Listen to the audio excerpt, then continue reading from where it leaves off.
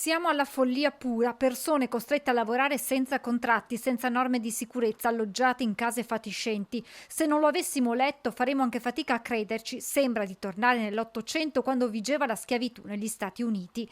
Gianluca Fraioli, coordinatore UIL Treviso, insieme a Giuseppe Bozzini, segretario regionale UILA, intervengono così dopo le ultime operazioni delle forze dell'ordine di questi giorni nella Marca. Lavoratori, soprattutto stranieri, regolari e no, impiegati in agricoltura e come scoperto a Macerata e San Biagio di Callalta, trovati poi a vivere in condizioni igienico-sanitarie a dir poco precarie.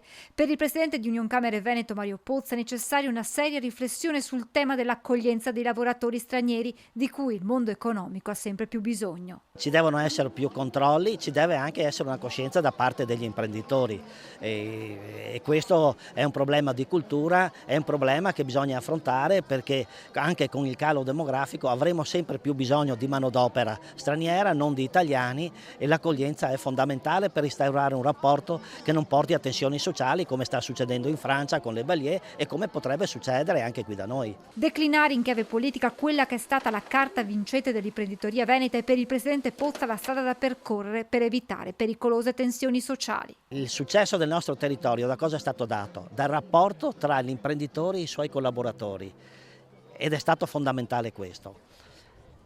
Su scala nazionale bisogna tradurre questo come istituzioni, aiutando ovviamente il mondo dell'impresa, favorendo l'inserimento. Intanto i sindacati chiedono con urgenza un tavolo con i comuni, con la prefettura e le organizzazioni datoriali di categoria per fare il punto su questa drammatica situazione e comprendere insieme, concludono UIL e UILA, quali possano essere ulteriori strumenti utili da adottare in provincia di Treviso.